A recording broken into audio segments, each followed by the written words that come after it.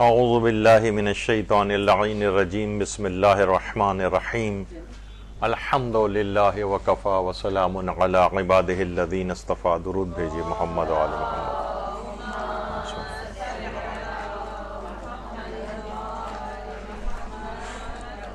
روزے کے مسائل سے مربوط بعض غلط فہمیاں اور غلطیاں، اس موضوع پر ہمارا آج درس نمبر 2. کیونکہ غلطیاں اور غلط فہمیاں اور کچھ ایسی غلطیاں جو ہو گئی ہیں ان کو اب ٹھیک کیسے کیا جائے، تو وہ آج انشاءاللہ آج ہمارا موضوع گفتگو ہوگا. بغیر کسی تمہید میں جائے، یہ غلطی جو کافی دیکھی گئی ہے وہ یہ کہ عام طور پر لوگ کہتے ہیں کہ بھائی جس طرح ہم سحری کے لیے اٹھے اور دیکھا کہ 5 منٹ 2 منٹ گھڑی پیچھے رہ گئی تھی، فجر کا وقت داخل ہو گیا تھا اور ہم پھر بھی ایک آدھ لقمہ ہم نے کھا ہی لیا تھا اس وقت. یا مثلا ہم نے اپنے کسی رشتہ دار سے پوچھا، ہماری نگاہ میں عادل ہے، کہ ہاں بھائی ٹائم ہو گیا ہے کیا؟ تو اس نے کہا نہیں ابھی ٹائم نہیں ہوا، ابھی کھا سکتے ہو. اور ہم کھاتے رہے، 1-2 منٹ بعد پتہ چلا نہیں ٹائم تو ہو چکا تھا فجر کا. تو لوگ کہتے ہیں کہ پھر اس کا مطلب ہے کہ وہ ہم نے صحیح کیا، کوئی ہمارے روزے کے اوپر فرق نہیں پڑا. جبکہ یہ غلطی اور غلط فہمی ہے، کیونکہ آقا سیستانی سے بھی یہ سوال پوچھا گیا ہے کہ اگر سحری کے بعد پتہ چلے کہ ہماری گھڑی 5 منٹ پیچھے رہ گئی تھی جبکہ فجر کا وقت آ چکا تھا اور ہم کھاتے پیتے رہے، تو انہوں نے فرمایا کہ اس روزے کی قضا کرنی پڑے گی. یعنی اس روزے کو بھی مکمل کرنا پڑے گا اور بعد رمضان اس روزے کی قضا بھی کرنی پڑے گی. یعنی یہ بھول کر کھانے پینے میں نہیں آئے گا. جو جب روزہ انسان رکھ لیتا ہے تو آپ نے سنا ہے وہ کہ وہ بھول کر اگر کوئی شخص کھا پی لے تو اس کا روزے پر فرق نہیں پڑتا ہے. یہ بھول کا مسئلہ نہیں ہے، یہ اس کو پتا تھا کہ میں اس وقت کھا پی رہا ہوں، اور اس میں یہ مسئلہ تھا کہ اس کو یہ پتا نہیں تھا کہ فجر کا وقت داخل ہو چکا. اگر فجر کا وقت داخل ہونے کا چاہے اسے علم نہ ہو لیکن بعد میں پتا چلے کہ فجر کا وقت داخل ہوتا رہا اور میں کھاتا پیتا رہا، تو اس کو اس روزے کی قضا کرنا پڑے گی. اسی طریقے سے کسی قابل اعتبار شخص نے اگر وقت فجر غلط بتایا اور ہم سحری کھاتے رہے، بعد میں پتہ چلا کہ اسے بھی غلط فہمی ہو گئی تھی اور وقت فجر داخل ہو گیا تھا، تو اس روزے کو مکمل بھی کرنا ہوگا اور بعد رمضان اس روزے کی قضا بھی کرنی ہوگی. یہ غلط فہمی تھی کہ لوگ سوچتے تھے کہ اگر اس نے بتایا تو بھئی ہمارے تو کوئی فالٹ نہیں ہے، یا گھڑی پیچھے رہ گئی ہمارا تو کوئی فالٹ نہیں، ہمارا روزہ صحیح ہونا چاہیے. جبکہ اس کا جواب ہے کہ نہیں، چاہے آپ گناہگار نہیں ہوئے اس مسئلے میں، لیکن یہ کہ آپ کو اس روزے کی قضا انجام دینا ہوگی. اچھا ہاں، البتہ اتنا ضرور ہے شریعت میں کہ اگر شک ہو کہ فجر کا وقت داخل ہوا یا داخل نہیں ہوا، تو جب تک ہمیں شک رہے ہم کھا پی سکتے ہیں. لیکن اگر بعد میں پتہ چل جائے کہ نہیں بھئی وقت داخل ہو چکا تھا، تو اس روزے کی قضا انجام دینی ہوگی، اگرچہ گناہگار نہیں ہوں گے. فائدہ یہ ہوگا کہ آپ کو گناہ نہیں ملے گا. یعنی شک ہو کہ فجر کا وقت شروع ہوا یا شروع نہیں ہوا، تو اس حالت شک میں انسان کو کھانے پینے کی اجازت ہے. لیکن بس اس کے اندر ایک نقصان یہ ہے کہ اگر بعد میں پتہ چلا کہ نہیں وقت تو داخل ہو چکا تھا اور آپ حالت شک میں کھاتے پیتے رہے، تو پھر اس روزے کی قضا انجام دینا ہوتی ہے. اچھا ایک یہ بھی ہے، بہت سے افراد ایسے ہیں جو لا علمی میں یہ سمجھتے رہے کہ اذان فجر کے دوران کھا پی سکتے ہیں، اور یہ بھی بہت بڑی تعداد ہے. وہ یہ کہتے ہیں کہ بھائی جب تک اذان چل رہی ہے تب تک کھا پی سکتے ہیں. خالی یہ صرف ہمارے مکتب میں نہیں، برادران اہل سنت میں بھی یہ بہت سے لوگوں کا یہ خیال ہے. تو کہ صرف اذان کے بعد نہیں کھا سکتے، اذان کے دوران کھا سکتے ہیں، اور وہ اذان کے دوران کھاتا پیتا رہا ہو تو اسے بھی ان روزوں کی قضا انجام دینا ہوتی ہے. البتہ ہے کہ کفارہ بہرحال واجب نہیں ہوتا اس کے اوپر. تو یہ بھی غلط فہمی تھی. ایک مسئلہ اور آتا ہے، وہ ہے روزے میں گاڑھا دھواں ناک سے اگر حلق تک پہنچ جائے. آپ کو پتہ ہے کہ غبار لطیف سے روزہ باطل نہیں ہوتا ہے. غبار لطیف کون کون سے ہوتے ہیں؟ مثلا یہ بخارات وغیرہ جو اٹھ رہے ہوتے ہیں، مثلا اسٹیم آپ لے رہی ہیں وہ غبار لطیف ہے. یا مثلا آپ کوئی سالن وغیرہ پکا رہی ہوتی ہیں تو دیگچی سے جو بخارات اٹھ رہے ہوتے ہیں وہ اگر ناک میں چلے جائیں، یہ غبار لطیف کہلاتے ہیں. یا ہلکی پھلکی مثلا گرد و غبار والی ہوا چل رہی ہے، وہ غبار لطیف ہے. لیکن جو دھواں ہوتا ہے، مثلا روڈ پہ جا رہے ہیں دھواں چھوڑتی ہے، آپ کو پتہ ہے ہمارے یہاں بسیں کتنی منی بسیں چل رہی ہوتی ہیں، ٹرک چل رہے ہوتے ہیں، تو اس میں تقریباً زیادہ تر مجتہدین ہمارے یہی بات فرماتے ہیں کہ احتیاط واجب یہ ہے کہ اگر آپ نے اپنے آپ کو اس سے روکنے، آپ کو پتا تھا اور آپ نے اپنے آپ کو روکنے کی کوشش نہیں کی اور وہ دھواں آپ کے حلق سے نیچے اتر گیا، یعنی آپ نے کیئر لیسلی کھڑے رہے، سانس لیتے رہے، ویسے ہی دھواں ہماری جو ہے وہ ناک کے اندر جو ہے وہ جا رہا ہے، ہم نے پرواہ نہیں کی اور اس سے حلق کی طرف جا رہا ہے ہمارا، تو فرماتے ہیں احتیاط واجب کی بنا پر آپ کا روزہ باطل ہو جائے گا. یعنی زیادہ تر مراجع نے اس میں احتیاط واجب لگا کر مبطل روزہ اس کو قرار دیا ہے، لیکن جو اور ہیں غبار لطیف اس میں باطل نہیں ہوتا ہے. اچھا، اب اس میں ایک لوگ ظاہر ہے بہت ایفرٹ کرتے ہیں، ناک پہ رومال رکھ رہے ہیں اور ادھر ادھر جا رہے ہیں، سانس روک رہے ہیں اپنا، یا مثلا کسی جگہ جا رہے ہیں اور وہ برابر والا شخص جو ہے مثلا جو سفر میں ایسا ہو سکتا ہے کہ بھئی سفر میں سب لوگ ہیں، اب تو خیر ایئرپورٹ پہ جو ہے سگریٹ پینے والوں کا ذرا ایک الگ طرف ایک ہے ہو جاتا ہے، وہ وہاں جا کر وہ پیتے رہتے ہیں مثلا. لیکن یہ اگر کوئی بالفرض گھر میں کوئی ایسا فرد ہے وہ سگریٹ پینے شروع ہو جائے اور وہ دھواں آپ کے حلق میں جا رہا ہو تو لوگ بڑا پریشان ہوتے ہیں اس سے کہ اب کیا کریں. تو بہرحال اس کا ایک حل بھی ہے. تو پہلی بات تو یہ ہے کہ اگر گاڑھا دھواں حلق تک پہنچ جائے جبکہ متوجہ ہونے کے باوجود اور احتیاط کر سکنے کے باوجود آپ نے اس سے احتیاط نہیں کی تو احتیاط واجب ہے کہ آپ کا روزہ باطل ہو جائے گا. اصل مسئلہ تو یہ ہے. اب مسئلہ یہ ہے کہ اس میں ایک لحاظ سے احتیاط واجب میں رجوع کی گنجائش ہے آیت اللہ شبیری زنجانی کی طرف سے. آیت اللہ شبیری زنجانی فرماتے ہیں کہ گاڑھا دھواں بھی اگر ہے، یعنی غبار غلیظ جس کو کہا جاتا ہے، تو اس سے بھی روزہ باطل نہیں ہوتا ہے. تو اگر بالفرض اگر ایسا ہو جائے کہ آپ کی ناک میں دھواں چلا جائے، آپ نے بچنے کی کوشش کر سکتی تھی پھر بھی بچنے کی کوشش نہیں کی، تب بھی اگر ان کی طرف فل عالم ان کو قرار دیتے ہوئے ان کی طرف رجوع کیا جائے تو اس سے آپ کا روزہ باطل نہیں ہوگا. البتہ وہ فرماتے ہیں اتنا زیادہ گاڑھا دھواں نہ ہو کہ اسے دھواں کھانا کہا جائے. بہت سے بہت ہی زیادہ گاڑھے ہوتے ہیں جو کہ ہو سکتا ہے کھانے کی طرح سے جو ہے اس کو انسان جو ہے وہ منہ سے اپنے اندر اور حلق سے جو انہیل کر لے. تو بہرحال وہ فرماتے خیر اتنی تو یہ تو بہت ایکسٹریم ذرا مثال ہو گئی. عام طور پر جو بسوں وسوں کے جو دھوئیں اور اس طرح سے ہوتے ہیں تو ان کے نزدیک غبار غلیظ سے جو ہے وہ روزہ باطل نہیں ہوتا ہے. اچھا، اس سے اب ایک مسئلہ اور آتا ہے، سگریٹ سے روزہ باطل ہونے کا فقہی حکم کیا ہے؟ سارے مراجع فرماتے ہیں احتیاط واجب کی بنا پر سگریٹ پینے سے یا جو بھی دخانیات ہیں، یعنی دھوئیں والی جتنے بھی اور چیزیں ہیں، خالی اس میں پائپ بھی آ جائے گا اور سگار بھی آ جائے گا اور بیڑی بھی آ جائے گی اور حقہ بھی آ جائے گا اور اس طرح کی ساری چیزیں، تو اس سے بھی احتیاط واجب کی بنا پر روزہ باطل ہو جاتا ہے. اچھا، اب یہاں پر لوگ کیا کرتے ہیں، نہیں پہلے میں ایک مسئلہ اس کے بعد اور بتا دوں پھر اس کے طرف آؤں گا. آغا سیستانی بھی فرماتے ہیں کہ احتیاط واجب کی بنا پر سگریٹ پینے سے روزہ باطل ہو جاتا ہے. یہاں تک کہ ایک اور ای سگریٹ کہلاتی ہے، الیکٹرانک سگریٹ. اچھا، جس زمانے بالکل نئی نئی آئی تھی اور اتنا زیادہ لوگوں کو پتہ بھی نہیں تھا، تو ایک دفعہ ایک سفر حج میں میرے ساتھی ایک بزرگ تھے، انہوں نے ای سگریٹ پینی شروع کر دی. جب اس کا کش لیتے ہیں اس کے آگے، سگریٹ کے آگے جو ایک انگارہ سا ایک ہوتا ہے نا، وہ بھی اس میں جلتا ہے، لیکن اس کے میں کوئی آگ واگ نہیں ہوتی. اور اس کے بعد انہوں نے کش لینے کے بعد بیڈ کے اوپر سگریٹ رکھ دی. اب میں ان کو دیکھ رہا ہوں، اتنا بزرگ آدمی، اتنا سمجھدار آدمی، یہ کیا کر رہے کہ آگ سے جلائے گا بیڈ کو. لیکن بہرحال کیونکہ اس زمانے بالکل نئی نئی آئی تھی،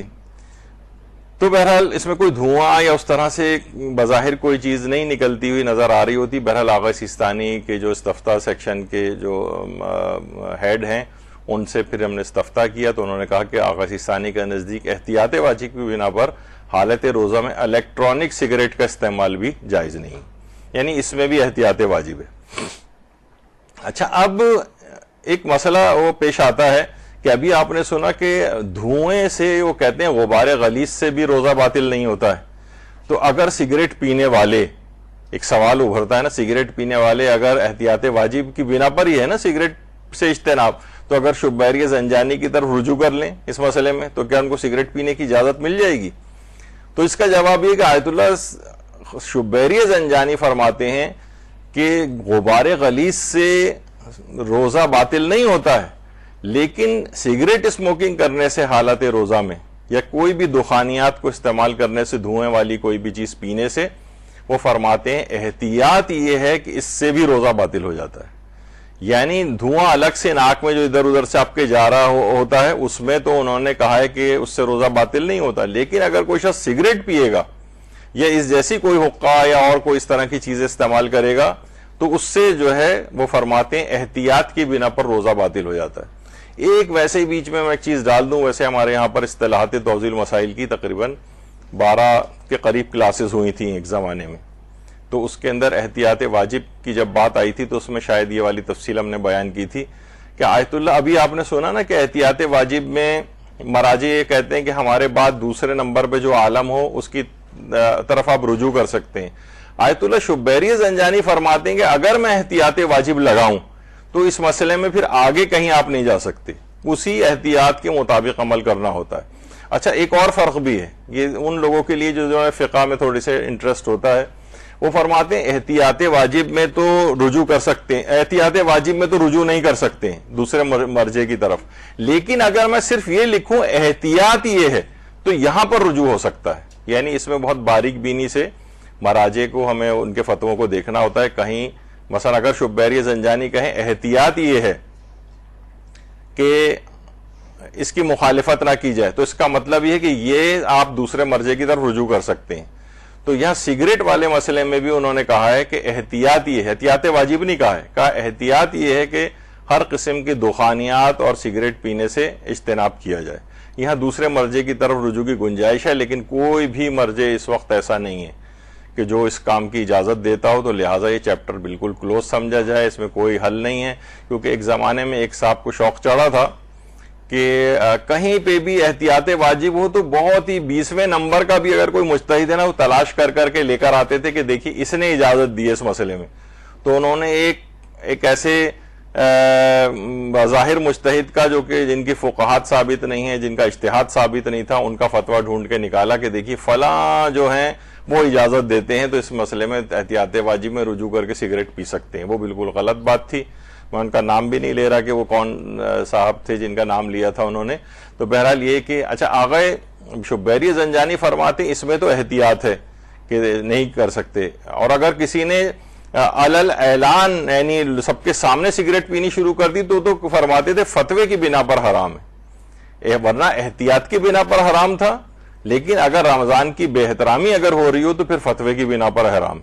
مجھے یاد پڑتا ہے جس زمانے میں ہمارا ہاؤس جاب چل رہا تھا اور سرجری میں ہماری پوسٹنگ چل رہی تھی, تو ہمارے ایک اسسٹنٹ پروفیسر تھے جو رمضان میں اپنے روم میں بلا کر جو کلاس لیتے تھے اس میں سب کے سامنے بیٹھ کے سگریٹ پیتے تھے.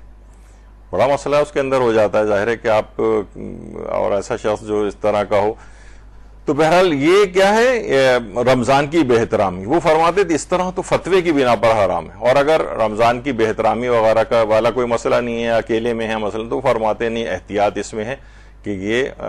سگریٹ اسموکنگ اس میں نہیں کی جا سکتی. یہ اس وجہ سے بتایا کہ اکثر جو چین اسموکر حضرات ہیں وہ آپ کو پتہ ہے کتنے بے چین پھر رہے ہوتے ہیں, اور افطار میں بھی ان کو اتنا انٹرسٹ نہیں ہوتا جتنا فوراً سگریٹ پینے میں ہوتا ہے. تو وہ کہتے ہیں کہیں سے کوئی حل نکالا جائے, اور اپنے تئیں وہ آیت اللہ شبیری زنجانی کی طرف رجوع, اگر کہیں سے ان کو پتہ چلتا ہے کہ وہ غبار غلیظ سے روزے کو باطل نہیں سمجھتے ہیں تو کہتے ہیں سگریٹ میں بھی تو غبار غلیظ ہے, تو لہٰذا ہمارے اجازت ہونی چاہیے. تو آقا شبیری زنجانی نے الگ سے استفتاحات ان کے ہیں کہ جس میں انہوں نے اس میں احتیاط کی بنا پر اس کو جائز نہیں قرار دیا ہے, حرام قرار دیا ہے, اور روزے کو باطل جو ہے قرار دیا ہے بنا بر احتیاط. اور دوسرا کوئی مرجع بھی نہیں ہے جس کی طرف رجوع ہو سکے, تو لہٰذا یہ چیپٹر کلوز ہے. اچھا اب ایک اور ہے, یہ بھی بہت زیادہ مسئلہ دیکھنے میں آتا ہے, خاص طور پر لڑکیوں کے سلسلے میں یہ زیادہ ہوتا ہے کہ لڑکیوں کے جو نماز اور روزے, لڑکیوں کا جو بلوغ کا مسئلہ ہے کہ آپ سب کو پتہ ہے کہ 9 سال قمری اگر لڑکی اپنے پورے کر لیتی ہے تو وہ بالغ ہو جاتی ہے. پھر وہ چاہے عمر میں چھوٹی ہی کیوں نہ ہو تب بھی اس کے اوپر روزہ اس کو رکھوایا جائے, سوائے اس کے کہ اتنی زیادہ کمزور اور نحیف ہو کہ وہ گری جا رہی ہے اور بے ہوش ہوئی جا رہی ہے. لیکن یہ کوئی رول نہیں ہے. وہ کہیں گے بھائی دیکھیے اتنی چھوٹی چھوٹی بچی کے اوپر کتنا ظلم کیا جا رہا ہے, یعنی گویا اللہ میاں نے ایک لحاظ سے ظلم کر دیا. جو خالق ہے, جو ان کے جسم کی ساخت کو سمجھتا ہے, اسی نے یہ واجب کیا ہے نا. سوائے اس کے کہ کچھ ایسے ہوں اگر ان کو تھوڑے عرصے پہلے سے عادت ڈال دی جائے نا یہ بچیوں کو, تو وہ ان کو ابتدائی 1-2 روزے کے اندر زیادہ طبیعت بھی خراب ان کی نہیں ہوگی. تو بہرحال یہ کہ ان کا جو بلوغ کا مسئلہ ہے. تو اب یہ ہوتا ہے کہ لوگ کہتے ہیں کہ بھائی جیسے آج 12 مئی کی تاریخ ہے اور پہلی رمضان بھی ہے, تو وہ اس طرح سے کاؤنٹ کرتے ہیں بھائی یہ 12 مئی کو پیدا ہوئی تھی, تو اب اس لحاظ سے تو ابھی 1-8 مہینہ اس کا باقی ہے مثلا رمضان میں, تو اس کو بھی روزہ ہم نہیں رکھوا رہے, اس پہ واجب تو نہیں ہوا. جبکہ ایسا نہیں ہے, کیونکہ اس میں قمری تاریخ کا لحاظ رکھا جاتا ہے. تو معلوم یہ چلے گا کہ لڑکیاں 8 سال 8 مہینے اور 10 دن کی ہو جائیں انگریزی لحاظ سے, شمسی اعتبار سے, تو وہ بالغہ ہو جاتی ہیں. یعنی اپنی انگریزی تاریخ کے اعتبار سے نہیں اس میں کاؤنٹ کیا جائے گا. معلوم یہ چلے گا تقریباً 97.5 دن پہلے یہ بالغ ہو چکی تھی. یعنی اس کے اوپر نمازیں بھی واجب تھیں, اس کے اوپر روزے بھی واجب ہو گئے تھے اگر رمضان آ گیا ہے تو. اور ورنہ نمازیں تو کم سے کم ہیں, لوگ ایک بیٹھ کے نا یہ ٹائم وہ دیکھ رہے ہوتے ہیں کیلنڈر, انگریزی لحاظ سے نہیں. یہ بہت بڑی غلط فہمی ہے لوگوں کی, اس میں قمری اس کا خیال کیا جائے گا. تو 3.5 مہینے پہلے. اور دوسری بات, ایک دفعہ ہم جب تربیت اولاد کی ہمارے یہاں گفتگو ہوئی تھی تو اس وقت بھی میں نے یہ بات کہی تھی کہ بچوں کو عبادات کی بہت پہلے سے پریکٹس اور عادت کروائی جاتی ہے. یہ نہیں کہ وہ ہم انتظار کریں کہ آج یہ ہوگی بالغ تو بس آج سے فوراً نہیں نماز اس کو پڑھوائیں گے, 1 دن پہلے سے تو واجب نہیں ہے اس کے اوپر, نہیں, مہینوں سالوں پہلے سے اس کو عادت ڈلوا دی جائے تاکہ جب وہ ایک لحاظ سے صحیح طور پر پٹڑی کے اوپر ٹرین چڑھ جائے. ایسا نہ ہو کہ بالکل اگر آپ اس وقت کہیں تو پھر وہ انکار کرے, ریزسٹنس دکھائے, یا مثلا اس کو کوئی دشواری پیش آئے روزہ رکھنے میں یا نماز پڑھنے میں, تو یہ پہلے سے ہو جانا چاہیے. تو یہ ایک مسئلہ اس کے اندر ہوتا ہے. اور 9 سال قمری سے کم عمر لڑکی بھی اگر اپنا کوئی ایسا خون دیکھتی ہے تو وہ اس سے بالغ شمار نہیں ہوتی. یعنی اس کے اندر یہ ہے کہ 9 سال قمری مکمل ہو جائیں تو عمر کے لحاظ سے تو ویسی بالغ ہو جائے گی وہ, چاہے اس کو مینار کی جس کو کہا جاتا ہے وہ, یعنی ارلی جو آن سیٹ ہوتا ہے ماہانہ اس کی عادت کا, وہ اگر مثلا بعد میں بھی ہو تو اس سے فرق نہیں پڑتا کیونکہ عمر کے لحاظ سے بالغ ہو گئی. اور 9 سال سے پہلے اگر ایسا ہو گیا تو بھی وہ بالغہ شمار نہیں ہوگی. یعنی اصل اس کے اندر معیار لڑکیوں کے اعتبار سے علی الخصوص وہ ہے عمر کا قمری لحاظ سے 9 سال مکمل کر لینا. اچھا اتنا, اور بہرحال اس کے اندر جو ہے بتا دیا جائے کہ آیت اللہ اسحاق فیاض ان کے نزدیک یہ تھا, ابھی تک وہ موجودہ مراجع کے اندر جو کہ 9 سال قمری مکمل ہونے کے لحاظ سے عمر کے قائل تھے, لیکن کچھ ہی عرصے پہلے انہوں نے اپنا فتویٰ بدل کر لڑکیوں کے اعتبار سے بلوغ کی عمر 13 سال کر دی. تو بہت ساری خواتین کو ایک دم سے جو ہے وہ اس میں جوش چڑھا اور انہوں نے کہا کہ آیت اللہ سیستانی کی کہیں احتیاط واجب اس مسئلے میں ہے یا نہیں ہے, کیونکہ اگر احتیاط واجب ان کی ہوتی تو یہاں رجوع کر کے لڑکیوں کو 13 سال تک کی ریلیف مل جاتا ان کی طرف رجوع کر کے. لیکن معلوم یا ظاہر ہے کہ وہ لوگوں نے بہت ایک دم سے خواتین نے اس میں ان کے سوالات آئے اور سب کچھ, تو ان کو یہ بتا دیا جائے کہ بہرحال آیت اللہ سیستانی کا اس سلسلے میں فتویٰ ہے, کوئی احتیاط واجب نہیں ہے, تو لہٰذا ان کی طرف رجوع نہیں ہو سکتا. اور یہ ان کے دفتر کی طرف سے تحریری وہ بھی ہے, اور یہ الگ سے بھی ان سے پھر پوچھا گیا آیت اللہ اسحاق فیاض سے کہ ہم نے سنا ہے کہ مثلا آپ نے اپنا وہ فتویٰ جو ہے اس سلسلے میں تبدیل کیا ہے, 9 سال سے 13 سال کر دیا. تو انہوں نے کہا جی ہاں کر دیا, اور کچھ شرطیں اس کے اندر اور ہیں. بہرحال یہ ان کے لحاظ سے ایک مسئلہ ہے. لیکن اس وقت زیادہ تر جو اور مجتہدین ہیں وہ سب 9 سال قمری مکمل ہونے کے لحاظ سے کہتے ہیں. اچھا, لڑکوں کے اندر بھی یہ غلط فہمی ہے کہ ابھی یہ 15 سال کا تو نہیں ہوا, جبکہ لڑکوں کے اندر تو بہت زیادہ امکان ہے, بہت ہی زیادہ امکان ہے کہ وہ دیگر علامات بلوغ کی وجہ سے, جو اس کا ایک الگ ہم نے یہاں پر جب ممیز اس کے فقہی احکام بیان کیے تھے اس پہ درس ہوا تھا تو اس میں اس کی تفصیل آئی تھی, تو معلوم چلے گا کہ دیگر علامات بلوغ کے لحاظ سے وہ آج سے 3, 4, 5 سال پہلے بالغ ہو چکا ہے. یہ تو اگر وہ علامتیں نہ ہوں تو پھر عمر کے لحاظ سے 15 سال قمری مکمل ہو کر 16ویں سال کے پہلے دن لڑکے بالغ ہوتے ہیں. تو یہ بھی لوگ سوچتے ہیں کہ عمر کے لحاظ سے ابھی 15 کا تو نہیں ہوا, تو اس وجہ سے وہ ٹالتے رہتے ہیں اس کے روزے. معلوم یہ چلے گا کہ جناب وہ تو کئی سال پہلے جو ہے بالغ ہو چکا تھا دیگر علامات بلوغ کی وجہ سے. تو یہ غلط فہمی لڑکوں کے سلسلے میں بھی ہوتی ہے اور لڑکیوں کے سلسلے میں بھی ہوتی ہے. ایک اور جو غلط فہمی ہوتی ہے وہ بہت ہی زیادہ اس میں دیکھا گیا ہے کہ لوگ اگر جن کو یہ ہے کہ بھائی کل ہمیں مثلا سفر کرنا ہے, کل ہمیں جانا ہے, کل کی ہماری فلائٹ ہے ظہر سے پہلے کسی وقت, مثلا یہ صبح کی 7 بجے کی, 8 بجے کی, جو خاص طور پر ارلی جن کی فلائٹس ہوتی ہیں، وہ کہتے ہیں کہ اگلے دن تو ہمیں ویسے ہی ہمارا روزہ ختم ہو جائے گا، قصر ہو جائے گا، تو وہ کیا کرتے ہیں کہ وہ اگلے دن روزہ رکھتے ہی نہیں، کوئی نیت ہی نہیں کرتے روزے کی. یہ بہت بڑی غلط فہمی ہے، ایسا نہیں کیا جا سکتا. یعنی ان کو لازمی روزہ رکھنا پڑے گا. یعنی سوال آغا سیستانی سے بھی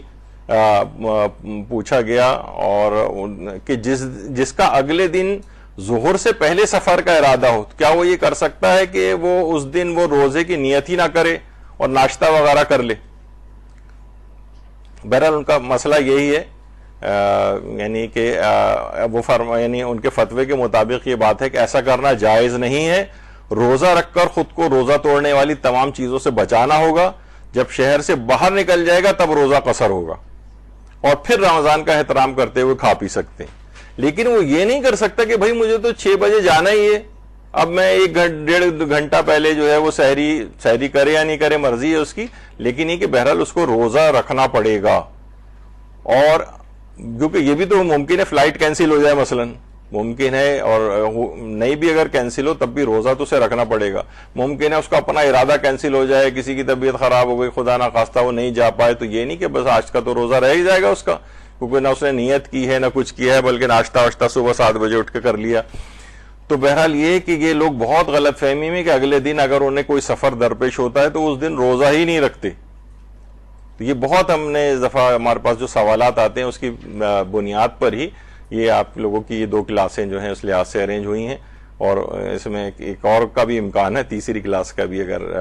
بات اتنی اس میں تفصیل سے آتی رہی. لیکن اصل میں کیونکہ اس وقت ذرا رمضان تازہ بھی گزرا ہے اور آپ کے دماغ میں مسائل فریش بھی ہیں، تو اس وجہ سے یہ غلط فہمیاں آپ کو زیادہ طور پر سمجھ میں آئیں گی. تو پھر جب شہر سے باہر نکل جائے، اچھا اس میں بھی یہ کہ بعض اوقات یہ ہوتا ہے کہ جہاز ایک ایسے روٹ پہ ہوتا ہے کہ ہم مثلا اوپر سے ہم دیکھ رہے ہیں کہ نیچے پورا شہر کراچی چل رہا ہے ابھی، تو یہ نہیں ہوگا جیسے اس نے ٹیک آف کیا اور ابھی شہر سے باہر نہیں نکلا، عمارتیں نظر آ رہی ہیں، اچھا ابھی جناب ملیر پہ سے گزر رہا ہے، اچھا اب ہمیں پتہ چل رہا ہوتا ہے یہاں سے گزر رہا ہے، اور وہ فوراً ہی اگر فلائٹ کوئی چھوٹی ہوتی ہے تو فوراً وہ اپنی ٹرالیز لے کر آ جاتے ہیں اور آپ کو سرو کرنے لگتے ہیں. تو یعنی ایسا نہیں کہ انسان فوراً کھانے لگے، اسے اطمینان ہو جائے کہ ہاں میں حد ترخص سے باہر نکل گیا ہوں، شہر سے باہر نکل گیا ہوں، تو پھر اس کے بعد پھر وہ کھا سکتا ہے، البتہ رمضان کا احترام کرتے ہوئے. اچھا اسی طرح سے ایک اور بڑا مسئلہ بہت زیادہ پیش آتا ہے گھروں کے اندر خاص طور پہ، وہ ہے روزہ خور کو ماہ رمضان کے دنوں میں کھانا پانی دینے کا مسئلہ. دیکھیے سب سے پہلے تو یہ ہے کہ روزہ خور سے مراد یہ ہے کہ جو جن کو روزہ رکھنا چاہیے تھا ان کے پاس کوئی عذر شرعی نہیں ہے، ان کو کھانا اور پانی دینا احتیاط واجب کی بنا پر، زیادہ تر علماء کے نزدیک اور بعض کے نزدیک فتوے کی بنا پر دینا جائز نہیں، سوائے یہ کہ جن کے پاس عذر شرعی ہو. عذر شرعی والے کون سے؟ مثلا کوئی بیمار ہے گھر میں اور وہ روزہ نہیں رکھ سکتا، بہت بوڑھے افراد ہیں جو روزہ نہیں رکھ سکتے. صرف بوڑھا ہونا نہیں، ایسا نہیں کوئی کہے کہ بھائی 65 سال کا بوڑھے ہیں تو ان پہ نہیں، یعنی جو روزہ رکھ ہی نہیں سکتے، جسمانی حالات ان کی اس قابل ہی نہیں ہے کہ وہ روزہ رکھ سکیں، ان پر روزہ معاف اگر ہے ان کو کھانا پانی دے سکتے ہیں. اچھا کوئی مسافر آپ کے گھر آیا ہے، اس کا روزہ قصر ہے، اس کو کھانا پانی دے سکتے ہیں. کوئی عورت مثلا ایام کے حالت میں ہے، اس کو دے سکتے ہیں. یعنی کسی کے پاس کوئی بھی عذر شرعی موجود ہو تو اس کو تو دے سکتے ہیں. لیکن مثلا آپ ساس ہیں گھر میں اور وہ جناب روزہ رکھ سکتی ہیں لیکن وہ روزہ نہیں رکھ رہی ہیں، بس ایسے ہی جس طریقے سے ہمارے یہاں کی لاپرواہی ہوتی، سسر نہیں رکھ رہے ہیں. اب احتیاط واجبی ہے. یہ شوہر مثلا مستنڈا گھر میں مثلا گھوم رہا ہے اور وہ جو ہے وہ اس کے باوجود نہیں رکھ رہا ہے، بہت سے ناراض ہوتے ہیں. لاؤ اور وہ اس قسم کے افراد یہ ذرا بدماشی وغیرہ ٹائپ کا بھی کر رہے ہوتے ہیں. تو بیوی کے لیے یہ اس احتیاط واجب کی بنا پر ان کو کھانا سرو نہیں کر سکتے. ہاں یہ کر سکتے ہیں کہ جیسے کہ دوپہر سے ہی کھانے وانے کی وہ ہو جاتی، کھانا پکا کر اپنے وہیں چولہے کے اوپر رکھا ہوا ہے اور وہ خود جائے نکال کے کھا لے، وہ اس حد تک اجازت ہے. کھانا پکانے کی حد تک اجازت ہے لیکن کھانا سرو نہیں کر سکتے. اس کو کھانا تقدیم طعام جسے کہا جاتا ہے، کھانا پیش کرنا احتیاط واجب کی بنا پر جائز نہیں. اچھا اب یہاں پر کیونکہ احتیاط واجب ہے تو لوگ گھروں میں تو بڑے مسائل ہوتے ہیں. ضروری نہیں کہ چلیں وہ طلاق ولاق کی حد تک بات پہنچ جائے, لڑائی جھگڑا اتنا پہنچ جائے, لیکن بہرحال یہ کہ مثلا ساس سے شکایت کریں گی بیٹے سے, کسی نے تو دیکھو آج مجھے کھانا تک نہیں دیا, اور یہ سب کچھ مسئلہ ہوتا ہے. تو اس سلسلے میں آیت اللہ سعید الحکیم طباطبائی کا یہ فتویٰ تھا کہ وہ کہتے تھے کہ بہرحال 2 شرطیں اگر پوری ہوں تو روزہ خور کو جس نے جان بوجھ کے روزہ چھوڑا ہے بغیر عذر شرعی, اس کو دیا جا سکتا ہے, بشرطے کہ ایک تو رمضان کی بے احترامی نہ ہو اور اس کو روزہ چھوڑنے کی تشویق و ترغیب نہ ہو. تو اس کو بڑے مزے سے پوری ٹیبل جو ہے سجی ہوئی کھانے کی آپ پیش کر رہے ہیں, ٹرے میں کھانا لے جا کے دے رہے ہیں, تو کس کا دل چاہے گا کہ بھائی وہ جو روزہ خور پہلے سے وہ اگلے دن بھی شوق ہوگا کہ کوئی کھانا تو مجھے مل ہی جاتا ہے, تو روزہ رکھنے کی مجھے کیا ضرورت ہے. تو بالفرض اگر اس قسم کا کوئی معاملہ ہو تو اب آیت اللہ سعید الحکیم طباطبائی فرماتے تھے کہ یہ 2 شرطیں اگر پوری ہو رہی ہیں, رمضان کی بے احترامی نہیں ہو رہی اور اگر اس کو تشویق و ترغیب نہیں ہو رہی روزہ خوری کی, تو پھر اس کو دے سکتے ہیں. لیکن مسئلہ یہ کہ آیت اللہ سعید الحکیم طباطبائی کا اب انتقال ہو چکا ہے, اور موجودہ مراجع میں سے آیت اللہ اسحاق فیاض ہیں, یا شبیری زنجانی ہیں, یا وحید خراسانی تو خیر اجازت نہیں دیتے ہیں, لیکن ان 2 مراجع کے میں نے تمام تر کوشش کے باوجود ابھی تک میں آخری آتے آتے بھی ای میل چیک کر کے آیا ہوں اپنی, ابھی میں سوال بنا کے بھیج دیا تھا کہ اگر کوئی لوگوں کو کوئی ریلیف مل سکے اس میں, خاندان میں بہویں وغیرہ جو ہوتی ہیں وہ بڑی پریشان ہوتی ہیں کہ کیا کیا جائے, گھر میں لڑائی جھگڑے کی یا منہ بننے کی فضا ہو جاتی ہے, تو کوئی حل ان کے لیے نکل آئے. تو ابھی تک تو بہرحال ان کا جواب نہیں آیا تھا وہاں سے.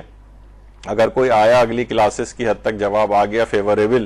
تو آپ لوگوں کی خدمت میں پیش کر دیا جائے گا. لیکن سعید الحکیم طباطبائی کی طرف اب کوئی رجوع وہ افراد کے جن کو یعنی جو ان کی زندگی میں ان کی طرف رجوع نہیں کرتے تھے, ان کو فی العالم نہیں سمجھتے تھے, اب ان کو فتویٰ پتہ چل رہا ہے ان کا, تو اب یہ انتقال کے بعد ان کی طرف رجوع نہیں کیا جا سکتا.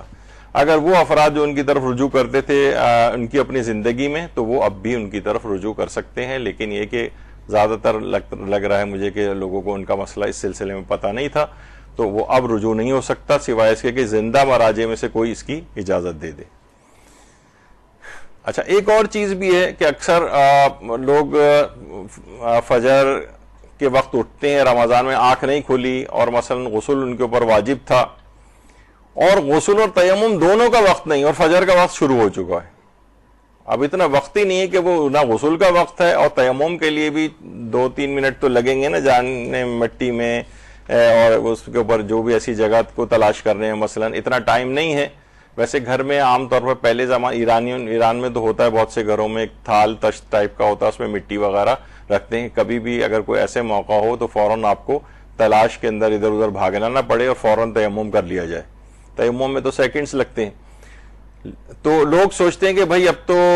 وقت ہی نہیں, وقت شروع ہو چکا, اس کا مطلب ہمارا روزہ باطل ہو گیا, بس وہ روزہ گیا. تو وہ سوچتے ہیں آج کا تو نہیں, اب کھاتے پیتے رہتے ہیں پھر کہ ہمارا تو روزہ ہوا ہی نہیں, کہ غسل بھی واجب تھا, اب نہ غسل ہم کر سکے اور نہ تیمم کر سکے, دونوں کا وقت نہیں تھا اور فجر کا وقت شروع ہو جائے. جبکہ یہ ہے مثلا عورت کے لحاظ سے بھی, اگر عورت اذان فجر سے پہلے ماہانہ عادت سے پاک ہو جائے لیکن غسل واجب یا تیمم کرنے کا مختصر وقت بھی نہ ہو, تو وہ غسل و تیمم کے بغیر ہی روزے کی نیت کر لے, اس کا روزہ صحیح شمار ہوتا ہے. صحیح شمار ہوتا ہے اس کا روزہ, یعنی نہ اس نے غسل کیا نہ اس نے تیمم کیا, کیونکہ وقت ہی نہیں تھا اتنا. تو وہ یہ نہیں کر سکتی کہ جیسے غلط فہمی یہ ہے کہ پھر تو وہ روزہ ہوا ہی نہیں اس کا. بھائی ایسا کون سا روزہ ہے کہ نجاست کی حالت میں روزہ رکھا جا رہا ہے؟ تو نہیں, ایسا نہیں ہے. جب وقت نہ ہو, وقت کی کمی والا مسئلہ ہو اور غسل و تیمم دونوں نہ ہو سکیں, تو اسی حالت میں روزہ رکھنا صحیح ہے اس کا, تو چھوڑ نہیں سکتی ہے. یہ غلط فہمی تھی. اچھا, ایک غلط فہمی ایک اور بھی ہے کہ مثلا جوائنٹ فیملی سسٹم ہے, شادی شدہ لائف ہے مثلا, اور اس میں غسل کا مسئلہ ہے فجر کے وقت, یا اس طرح سے کہ انسان شرمندگی کی وجہ سے, تو تمام مراجع نے کہا کہ اول تو اس میں شرمندگی کی کوئی وجہ نہیں.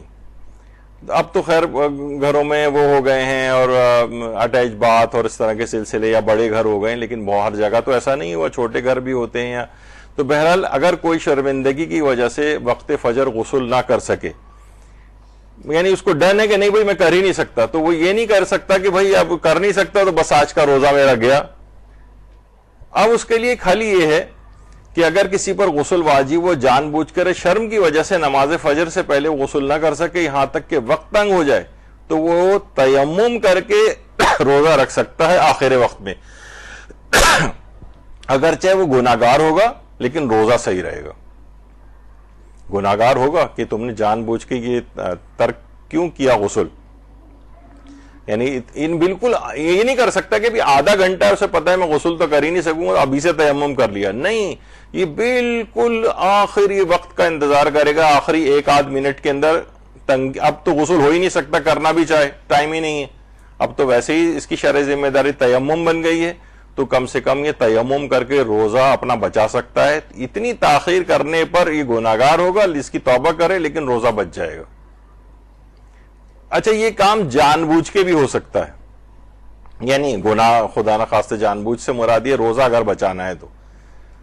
تو چاہے شرم والی وجہ نہ ہو، کوئی اور بھی وجہ ہو، بہرحال یہ کہ روزہ اس کا بچ سکتا ہے، لیکن گناہ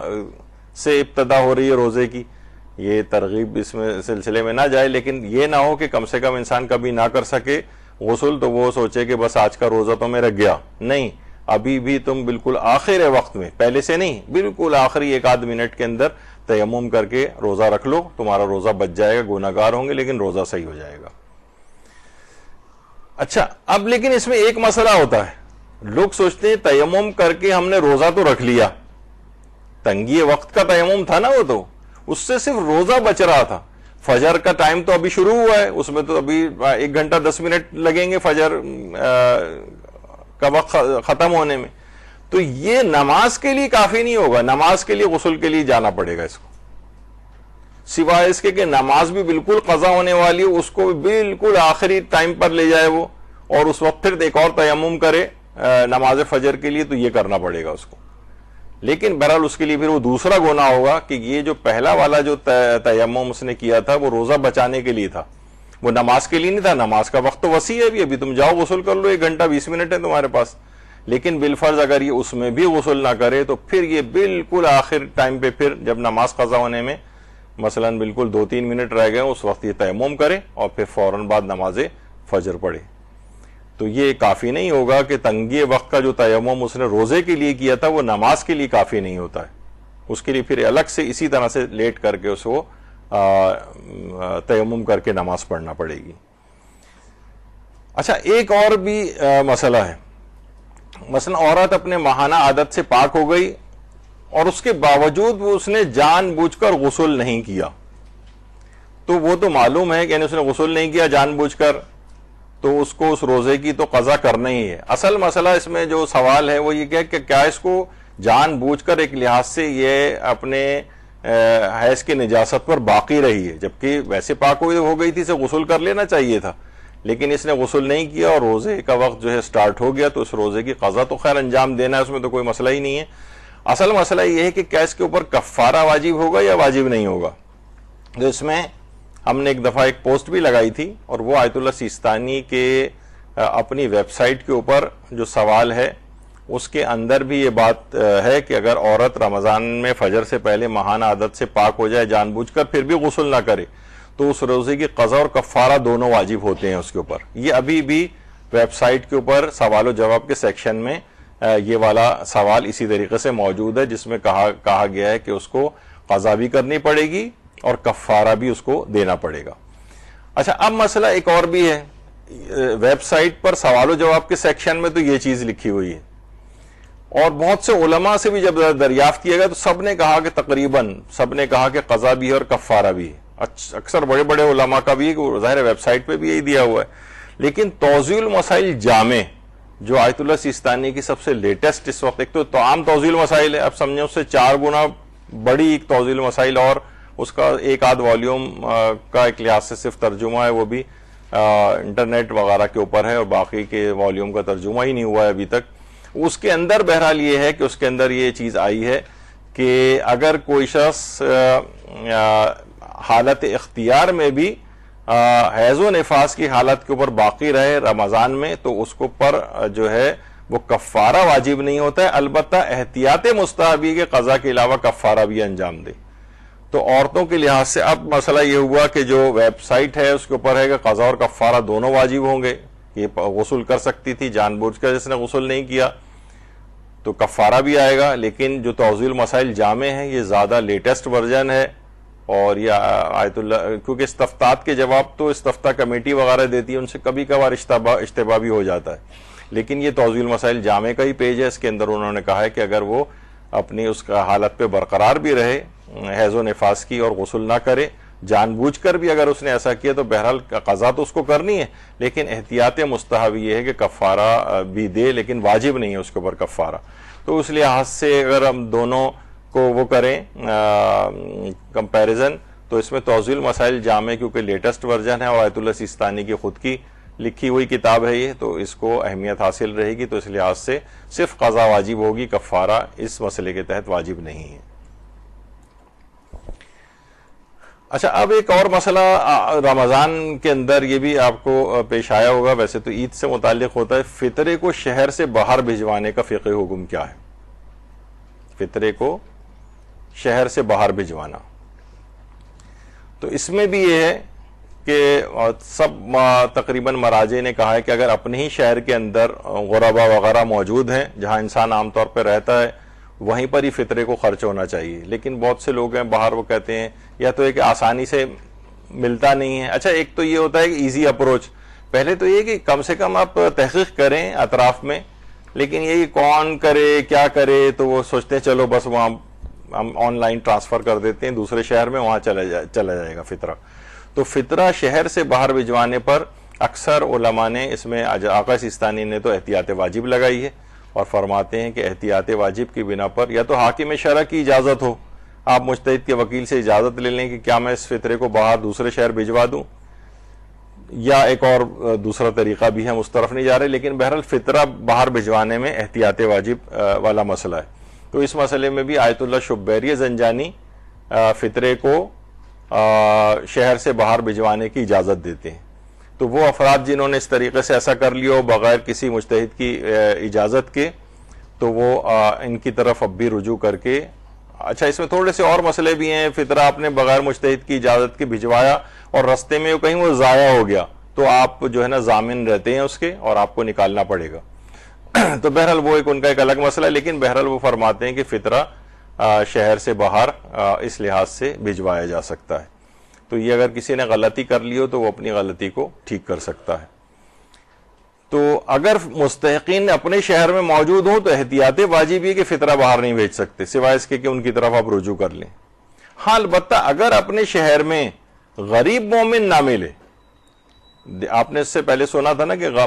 یعنی شیعہ اثنا عشری کو فطرہ دیا جائے، لیکن اگر کوئی شہر ایسا ہے کہ جہاں پر بہت سے ایسے مغربی ممالک میں جہاں کوئی مومن فقیر ہم کو نظر نہیں آ رہا، لیکن دیگر مسلمان فقراء ہیں جو کہ غیر مومن ہیں، غیر شیعہ ہیں، تو اس صورت میں آقا سیستانی فرماتے ہیں کہ ان کو فطرہ دیا جا سکتا ہے. یعنی مسلمان غیر شیعہ فقراء کو، جب مسلمان فقراء وہاں پر موجود نہ ہو اس علاقے کے اندر. اچھا، بہت سے ایسے ہوتے ہیں کہ بھئی ان کو مستحق فطرہ کی شرائط سے لا علمی ہوتی ہے، بس وہ سوچتے ہیں بس کیا ہے، غریب کو جانا چاہیے نا، کسی بھی غریب کو پکڑ کے دے دیتے ہیں. ان کو نہیں کہ جناب کافر کو نہیں دے سکتے ہیں، مثلا غیر شیعہ کو نہیں دے سکتے ہیں، یا مثلا جو فطرہ کو ناجائز کاموں میں خرچ کرتا ہو اسے فطرہ نہیں دے سکتے، ہیروئن کو نہیں دے سکتے کہ ہیروئن خرید کے پیے گا، مثلا شرابی کو فطرہ نہیں دے سکتے ہیں، بے نمازی کو احتیاط واجب کی بنا پر فطرہ نہیں دے سکتے ہیں، کھلم کھلا گناہ کرنے والے کو فطرہ نہیں دے سکتے ہیں، اپنے واجب النفقہ افراد کو فطرہ نہیں دے سکتے ہیں. کتنی ساری شرطیں. لوگ تو کہتے ہیں بھائی یہ کیا ہے، مولویوں نے اپنی چیزیں بنائی ہوئی ہیں اور ساری، اور یہ نہیں، جو آج کل ایک ویسا ایک اپروچ ہو گیا ہے توہین آمیز علماء اور فقہا کے خلاف. یہ ساری چیزیں جو ہے نا، جو آپ کو شرائط بتائی گئی ہیں، ایسا نہیں کہ بس یہ کسی کو بھی آپ اس طرح سے، اپنے واجبات کا معاملہ ہے، اس میں شرائط ہیں کس کو دیا جائے گا کس کو نہیں دیا جائے گا، اور کسی کو یہ شرطیں پتہ ہی نہیں. خاص طور پر یہ جو آتا ہے کھلم کھلا گناہ کرنے والے، مثلا اس کے اندر بھی آتا ہے کہ احتیاط واجب کی بنا پر کھلم کھلا، مثلا اس کو پردے کا حکم پتہ ہے لیکن وہ پردہ نہیں کرتی، بے حجاب عورت آئی ہوئی ہمارے سامنے، یا کوئی عذر شرعی نہیں ہے، داڑھی مونڈنے والا کوئی شخص آیا ہوا ہے، تو کیا ان کو فطرہ دیا جا سکتا ہے؟ تو آقا سیستانی سمیت دیگر بہت سارے فقہا فرماتے ہیں احتیاط واجب کی بنا پر جو کھلم کھلا گناہ کرنے والے افراد ہیں، کیونکہ آپ کو شرائط کا پتہ نہیں تھا اور آپ نے دے دیا اس طرح سے، تو تو یہاں پر بھی جو غلطی کر دی ہو تو آیت اللہ شبیری زنجانی کی طرف اگر رجوع کر لیا جائے تو وہ اس مسئلے میں فرماتے ہیں کہ عادل ہونا شرط نہیں ہے اس کے لیے کہ وہ کوئی بھی گناہ نہ کرتا ہو وہ غریب، بلکہ اس سے مراد یہ ہے کہ یعنی کھلم کھلا اگر کوئی گناہ، اس کو تشویق اور ترغیب اگر نہ ملے اس سے، کہ مثلا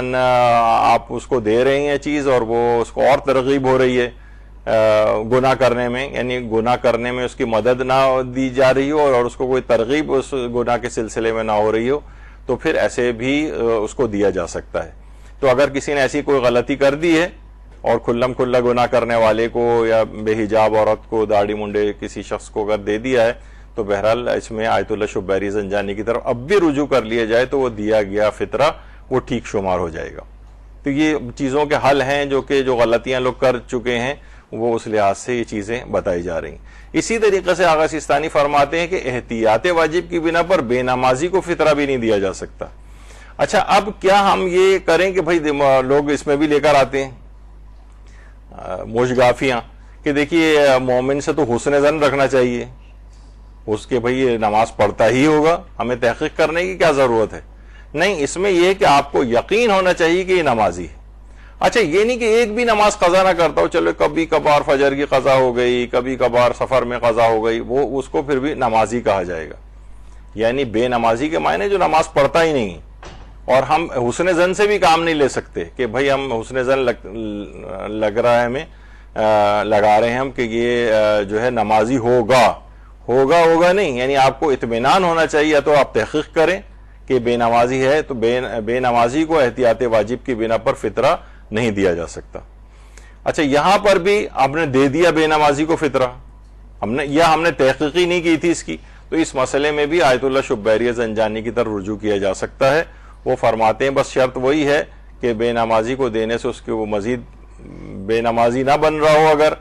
تشویق اس کو ترغیب نہ ہو رہی ہو بے نمازی ہونے کی، تو اس صورت میں اس کو بھی دیا جا سکتا ہے، اور اگر وہ غریب وغیرہ دیگر شرطیں اس میں پائی جاتی ہیں۔ تو اگر کسی نے ایسا کر دیا یہ والی غلطی تو یہاں پر بھی ایک رجوع کی ایک گنجائش اس کے اندر موجود ہے، تو بہرحال ان کی طرف ابھی بھی رجوع ہو جاتا ہے۔ ایک اور غلطی اس کے اندر جو بہت ہوتی ہے وہ ہے فطرے میں نوٹ کی تبدیلی کا مسئلہ، یہ جو کہ لوگوں کو سمجھ ہی نہیں آ کے دیتا، اور انتہائی یعنی اس کو لوگ کہتے ہیں کیا غیر عقلی طریقہ ہے، دنیا کہاں سے کہاں پہنچ گئی ہے، اور انڈیا بھی چاند پہ چلا گیا ہے، اور ہم بھی دیکھیے ماشاءاللہ اب چاند پہ چلے گئے ہیں، پہنچنے والے ہیں وہاں پر، اور جو ہے نا یہ لوگ مولوی حضرات اس میں ہی ابھی تک لگے ہیں کہ فطرے میں نوٹ نہیں بدلنے چاہیے۔ تو دیکھیے الگ سے یہ چیز شریعت نے حکم کے طور پر یہ بیان کی ہے، یہ کہ فطرے کی نیت سے جو چیز نکال کر الگ کر دی جاتی ہے وہ جو ہے وہ فطرہ بنتی ہے، وہی چیز آپ کو غریب تک پہنچانی۔ اس میں اگر آپ نے نوٹ بدل دیے تو اس کا مطلب ہے کہ وہ چیز آپ نے نہیں پہنچائی جو فطرے کی نیت سے الگ کی تھی، وہ دیگر ایسے ہی صدقے وطقے کے طور پہ ایک لحاظ سے وہ چلے گئے، وہ نوٹ تو ویسے کے ویسے ہی آپ کے پاس رکھے ہوئے ہیں۔ تو فطرے میں نوٹ کی جو تبدیلی کا مسئلہ ہے۔ اچھا، اب عام طور پہ کیا ہوتا ہے کہ لوگوں نے فطرہ نکال کے الگ رکھا، اور عیدی ویدی کے لیے مثلا ضرورت پیش آئی کھلا وغیرہ کرانے کی، تو اس نے کیا کیا کہ فطرے والے جو نوٹ ہیں وہ لے کے اور اس کی جگہ دوسرے نوٹ جو ہے بڑا نوٹ مثلا وہاں پر رکھ دیا۔ تو اس کو بھی علماء فرماتے ہیں کہ نہیں، یہ بھی نوٹ کی تبدیلی ہو جائے گی اور یہ فطرہ شمار نہیں ہوگا، اور اگر کسی کو ایسا کرنا ضروری ہو جائے تو وہ مجتہد یا اس کے وکیل سے اجازت لے۔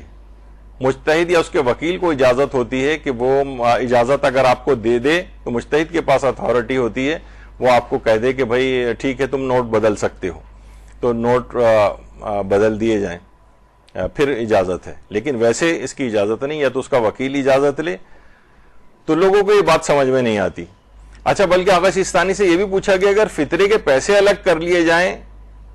تو ان کو تبدیل کرنا جائز نہیں، تو کیا یہ بھی تبدیلی ہوگی کہ مثلا 500 ریال کی گڈی کو مثلا 100 ریال کی 5 گڈیوں میں تبدیل کر دیں ہم؟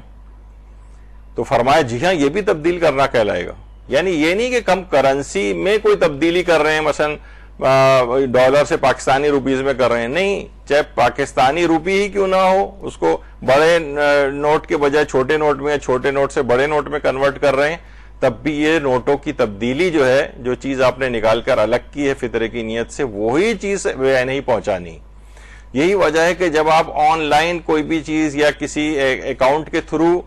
جب بھجواتے ہیں تو یہ وہ والے پیسے تو نہیں ہیں جو آپ نے فطرے کے طور پر الگ کیے تھے، یہ تو نوٹ بدل گئے. اس وجہ سے کہا جاتا ہے کہ آپ بغیر فطرے کی نیت کے مثلا کسی دوسرے شہر میں اگر اپنے ملک میں بھجوانا ہے کوئی باہر سے فطرہ تو بغیر فطرے کی نیت کے بھجوائیں. جب اس کے پاس آ جائیں اس شخص کے پاس جس کو آپ نے بھیجے ہیں وہ بینک سے نکال کے اس کو اپنے قبضے میں لے اور اس کے بعد پھر آپ کو اطلاع کرے، پھر آپ یا آپ کی طرف سے وکیل ہو کر اب اس کو قرار دے دیں کہ ہاں اب یہ فطرہ ہو گیا جو تمہارے ہاتھ میں آیا، اب اسے غریب تک پہنچا دو. تو یہ وہی والے نوٹ پھر آپ نے پہنچائے. یہ ایک بڑا اس کے اندر جو ہے ایک مسئلہ آتا ہے. اچھا، بہت سے لوگ ایسے ہیں کہ جو پچھلے سالوں میں کر چکے ہیں غلطیاں اور کسی سے کوئی اجازت نہیں تھی اور بینک کے تھرو یا ادھر ادھر سے نوٹ تبدیل انہوں نے کیے تھے، تو وہ اب بھی اگر حاکم شرع سے اجازت لے لیں پچھلی والی غلطیوں کی، حاکم شرع یا اس کے وکیل سے، تو پچھلے فطرے بھی ٹھیک ہو جائیں گے. یعنی اب بھی اجازت لے لیں یعنی مجتہد یا اس کے نمائندے سے کہ یہ غلطی میں پچھلے سالوں میں کر چکا ہوں، وہ اب اجازت دے دے تو بھی یہ چیز ٹھیک شمار ہو جائے گی. تو بینک کے ذریعے جو فطرے کی ادائیگی ہوتی ہے اس کے اندر یہی والا مسئلہ ہوتا ہے کہ نوٹ کیونکہ اس میں تبدیل ہو رہے ہوتے ہیں، کیونکہ جب آپ نے بھیج دیے اس کو، ہو سکتا ہے کہ بلکہ وہ ایک اور آغا سیستانی کے لحاظ سے بھی ایک مسئلہ ہے کہ وہ تو صرف بینک میں کے اکاؤنٹ میں آ جانے کو بھی قبضہ شمار نہیں کرتے ہیں. ابھی آپ نے پچھلے دنوں کتنے لیکچرز اس کے اوپر سنے. جب تک کہ آپ نکال کے مثلا اسے قبضے میں نہیں لے لیتے تو اگر وہ اکاؤنٹ میں بھیج بھی دیے اس غریب کے آپ نے، تب بھی جو ہے دیکھا جائے تو اس کے ہاتھ میں تو ابھی نہیں آئے، وہ بینک میں ہی مثلا پڑے ہوئے ہیں. تو اس کا مطلب فطرہ ابھی تک نہیں نکلا آپ کا. تو بہرحال اس لحاظ سے تو بینک تو اس میں پھر اور کچھ ذیلی مسئلے بھی ہیں. تو بہرحال بینک کے ذریعے فطرے کی ادائیگی میں پھر یہی ہوتا ہے کہ بہتر کہ آپ بغیر نیت کے بھجوا دیں، پھر جب وہ نکال کے پیسے اپنے پاس رکھ لے تو اس وقت آپ فطرے کی نیت کریں تو پھر وہ پیسہ غریب تک منتقل کیا جا سکتا ہے. اچھا، اب یہ بہت بڑا اہم مسئلہ یہ ہے کہ فطرے میں نوٹوں کی تبدیلی کے مسئلے میں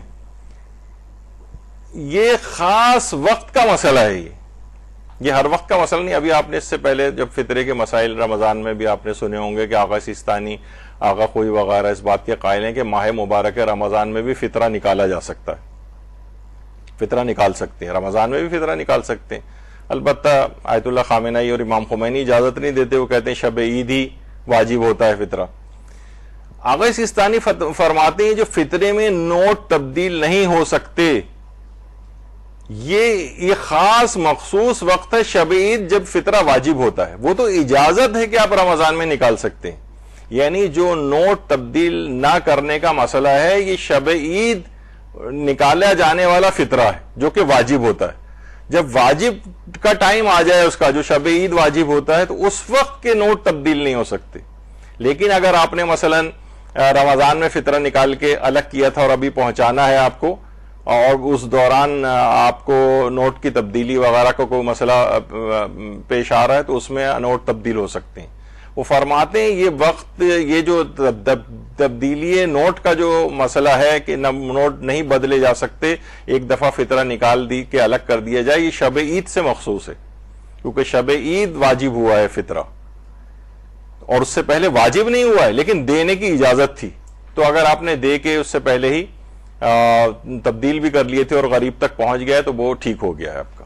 لیکن یہ والا جو نوٹوں کی تبدیلی والا ہے یہ مسئلہ، یہ اس وقت ہے جب زیادہ تر ویسے لوگ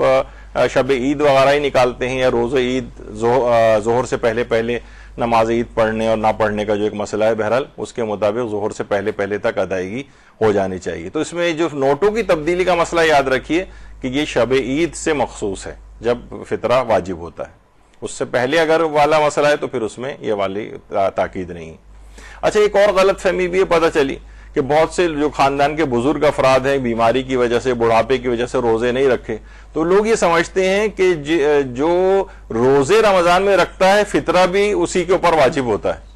یہ ایسا کوئی مسئلہ نہیں ہے.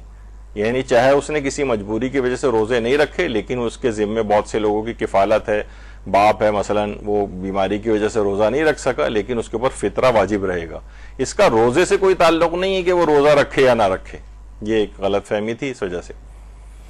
ایک اور بڑی غلط فہمی اس پہ لوگوں نے، جب ہم نے پوسٹ بھی اس کی لگائی تو لوگ بڑے اس کے اوپر ناراض ہوئے. معلوم ہی چلا کہ ہم تو سوچ رہے تھے کہ شاید یہ اتنا عام سا مسئلہ ہے اور اتنا نہیں ہے لوگوں میں، لیکن جس اعتبار سے مخالفت سامنے ہے کہ امام زمانہ علیہ الصلوۃ والسلام کا فطرہ، اللہم صلی علی محمد وعلی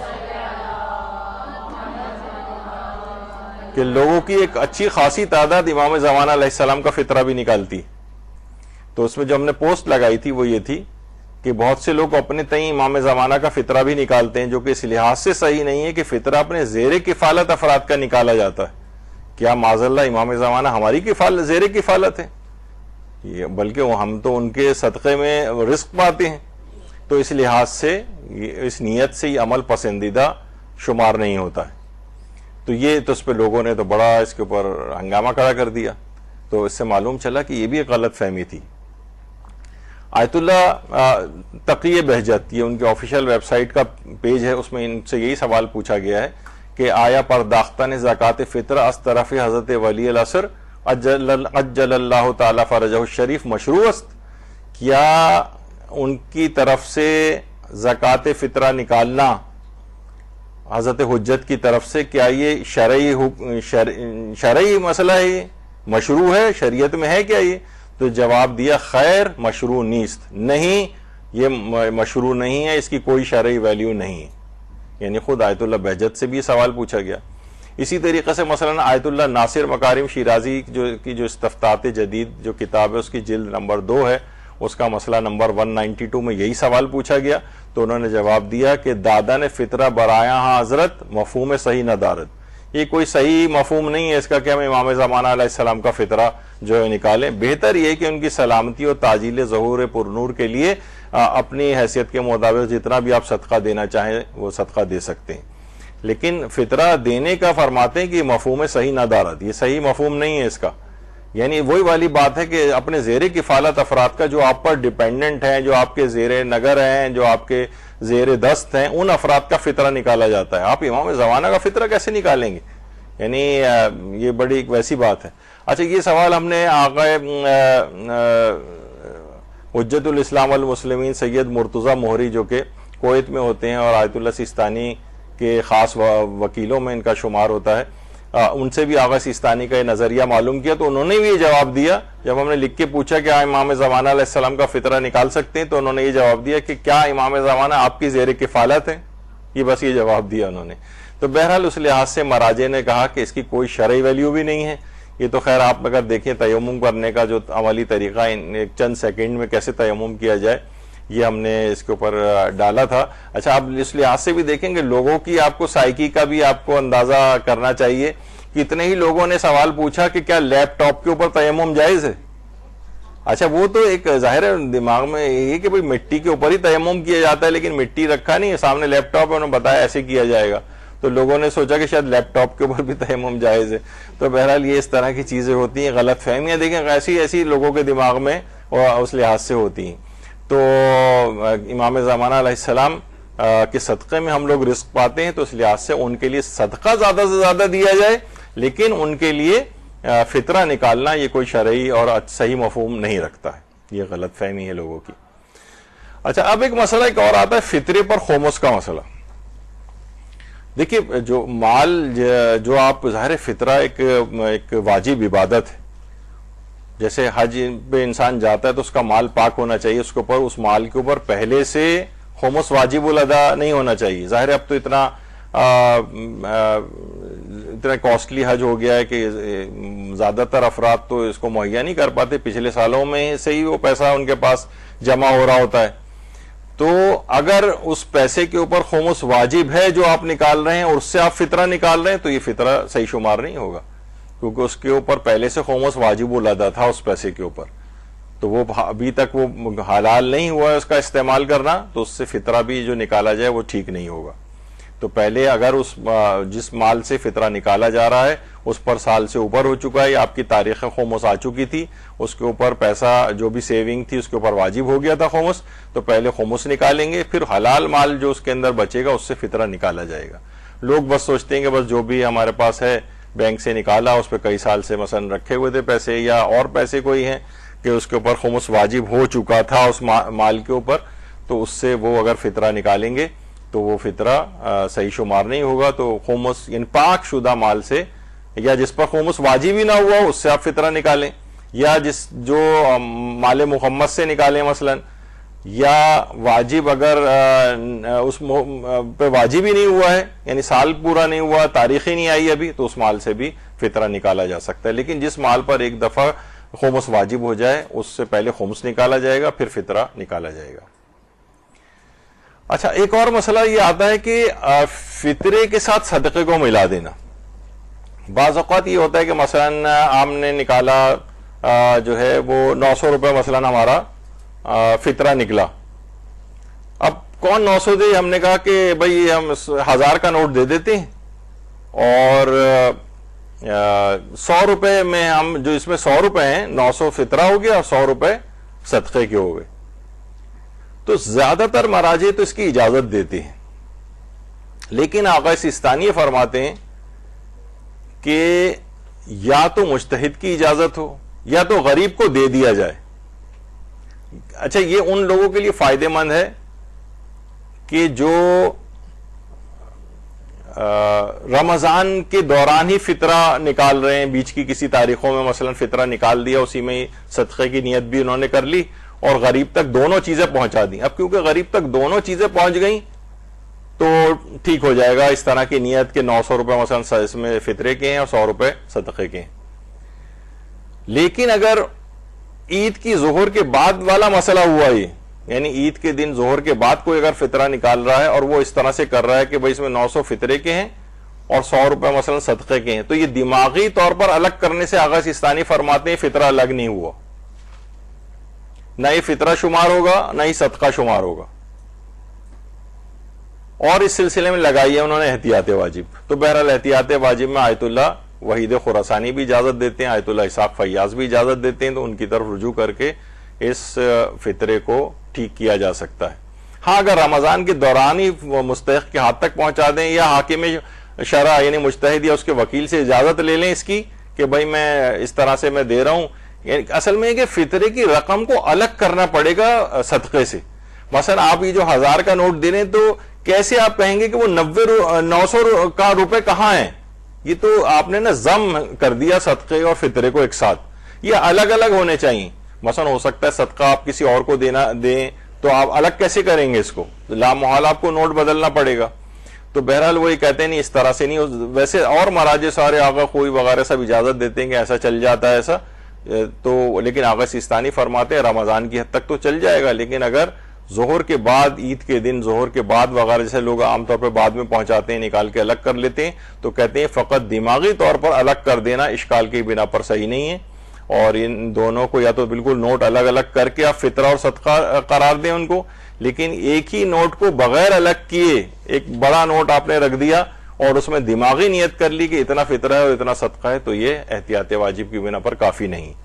اس میں ایک حل بس یہی نکلتا ہے، اگر غلطیاں ایسی کر چکے ہوں تو اس وقت اب بھی آیت اللہ وحید خراسانی کی طرف رجوع کر لیں، آیت اللہ اسحاق فیاض کی طرف رجوع کر لیں، تو یہ چیز ٹھیک ہو جائے گی. تو فطرے کو صدقے کے ساتھ ملا دینے کا بھی ایک فقہی مسئلہ آتا ہے. اچھا، ایک چیز اور بھی ہوتی، عام طور پر شادی شدہ خواتین کے ساتھ یہ والا مسئلہ ہوتا ہے. مثلا شوہر نے ان کا فطرہ نکال دیا دوران رمضان ہی، لیکن یہ شب عید اپنے والد کے گھر آ کر رہنے لگی، تو کیا ان کا فطرہ پھر والد کو دوبارہ نکالنا پڑے گا؟ تو اس میں بہرحال پیچیدگی میں جائے بغیر عام طور پر یہی مسئلہ اس کے اندر بنتا ہے کہ اس کے اندر اصل میں معیار یہ ہے کہ شب عید جس کی بھی زیر کفالت شمار ہوں گی فطرہ اس کے اوپر واجب ہوگا. اگر یہ شوہر کی زیر کفالت شمار ہو رہی ہیں، وہ رہنے کے لیے ویسے ہی آ گئی ہیں، لیکن لیکن عام طور پر ہوتا نہیں ہے ایسا. مثلا اگر والدین کے گھر بیٹی اگر آتی ہے اور شب عید رات کو وہاں قیام بھی کرتی ہے، کھانا وانا بھی کھاتی ہے اور رات کو رکتی ہے، اور اس کے جو بھی اخراجات ہوتے ہیں وہ والد کے ذمے ہوتے ہیں، تو اس والد کے اوپر فطرہ اس کا آ جاتا ہے. تو اگرچہ شوہر نے وہ نکال دی، وہ اپنی جگہ الگ کام ہوا، لیکن معیار اس کے اندر ہی کہ شب عید یہ جس کی بھی عیالدار شمار ہو شب عید،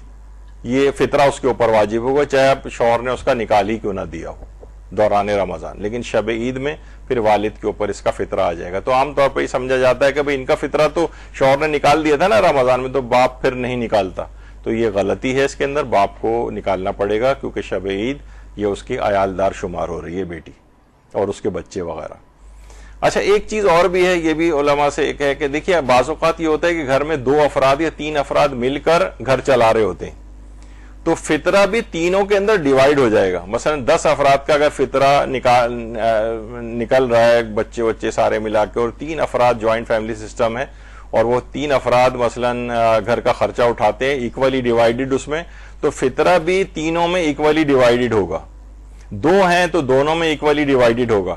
اچھا بعض اوقات یہ ہوتا ہے کہ 20% مثلا ایک کوئی شخص کنٹریبیوٹ کر رہا ہے گھر کے اخراجات میں، اور وہ بھی اس میں برابر کا ایک شریک ہے، اور 80% مثلا کوئی اور جو ہے وہ اگر دے رہا ہے، یا مثلا قریب دے رہا ہے 50-60 کی، تو اپنی جتنی پرسنٹیج اس کی ہے اپنی خرچے کے مطابق جتنا بھی وہ خرچ کر رہا ہے، وہ اپنے خرچے کی نسبت سے اتنی پرسنٹیج کے مطابق فطرہ اس کے اوپر واجب ہوگا۔ تو ایک یہ بھی اس کے اندر مسئلہ ہوتا ہے۔ اچھا اب ایک چیز اور بھی، اب کیونکہ ہم بہت ساری چیزیں جو غلط فہمیوں کے اعتبار سے ہیں، کہ دیکھیے ہمارے ہاں یہ ہے کہ جو شب قدر ہے وہ 21ویں اور 23ویں میں زیادہ خصوصیت ہے۔ ویسے آخری عشرے کی تاقراتوں کے اندر اس کو روایات کے اندر ہے کہ آخری عشرے میں تلاش کرو، پھر ایک آخری عشرے کی تاقراتوں میں تلاش کرو، پھر اس میں بھی جو ہے بہرحال 19، 21، 23 میں ہمارے یہاں خصوصیت ہے، پھر 21ویں اور 23ویں کی اور زیادہ خصوصیت ہے، اور زیادہ رجحان، قوی ترین رجحان یہی ہے کہ شب 23 ہی شب قدر ہے۔ اچھا اب شب 27 والا ایک مسئلہ ایک آتا ہے، لوگ ہمارے ہاں عام طور پر کچھ لوگ یہ بھی کہنے لگیں گے جس طریقے سے 21 اور 23ویں شب قدر ہے، اسی طریقے سے یعنی ایک احتمال کے طور پر تو کہا جا سکتا ہے، لیکن اس کی برابر قرار دے دینا کہ شب 27 بھی شب قدر ہے۔ اس میں ہم تفصیل سے ویسے شب قدر کے ایک درس میں شاید 1 سال چھوڑ کے پچھلے سال کا جو درس تھا اس کے اندر اس کی تفصیل ہم نے ذرا اور بیان کی تھی کہ شب 27 کو، تو اس میں ایک خیر وہ ایک جعلی ٹائپ کی ایک چیز وہ ہم نے پیش کی تھی، جو ایک روایت ہے کہ وہ فلاں حاکم شام نے جب اس کے پاس اطلاع گئی تھی، تو وہ بہرحال ایک کتاب میں جو کتاب چھاپنے والا ہے اس نے اپنا ایک فٹ نوٹ اس کے اندر ڈال دیا ایک ایرانی عالم کی کتاب کے اندر، تو لوگوں نے یہ تصور کیا کہ جناب یہ فلاں ایرانی عالم نے بھی دیکھی یہ بات لکھی، جبکہ وہ ایرانی عالم نے بات نہیں لکھی، وہ ناشر جو پاکستان کے ناشر ہیں اس نے بریکٹ کے اندر وہ چیز لکھی ہے، اور بہت سے لوگوں نے اس بریکٹ کو بھی مٹا کر اور اس کو لوگوں کے اندر شائع کیا کہ دیکھیے فلاں ایرانی عالم نے بھی یہ بات لکھی ہے کہ حاکم شام نے شب 27 کو شب قدر قرار دیا ہے، تو اس لحاظ سے تو بہرحال یہ قیام کی رات ہے، عبادت کی رات ہے، لیکن بہرحال اس کو شب قدر 21ویں اور 23ویں کی طرح سے قرار دینا، اور اس اعمال بھی کیے جا سکتے ہیں اس رات، بلکہ کرنے چاہیے، یعنی شب قدر کے جو اعمال ہیں یہ رجاء مطلوبیت کی نیت سے تو آج بھی کر سکتی ہیں آپ، اس میں کوئی حرج نہیں، صرف شب قدر ہونا بھی ضروری نہیں ہے، جو عمل قرآن وغیرہ وہ آج بھی ہو سکتا ہے، تو اس میں کوئی حرج نہیں ہے، لیکن بہرحال شب 27 کو شب قدر قرار دینا یہ صحیح نہیں ہے۔ بعض اوقات لوگ اس میں ایک روایت بھی پیش کرتے ہیں مستدرک الوسائل میں، دیکھیے مستدرک الوسائل جو کتاب ہے اس کے اندر سنی روایات بھی کافی ہیں، تو اس کے اندر ایک روایت ہے عبادہ بن ثابت سے صامت کہ اس میں جو ہے وہ اس میں شب 27 کو بھی شب قدر کے طور پر تلاش کرنے کا جو حکم دیا گیا، تو پوری بے عین ہی جو مستدرک الوسائل کی جو روایت ہے وہ وہی ہے جو ہمارے برادران اہل سنت کی جو کتابیں ہیں پوری ورڈ بائی ورڈ وہی ہے،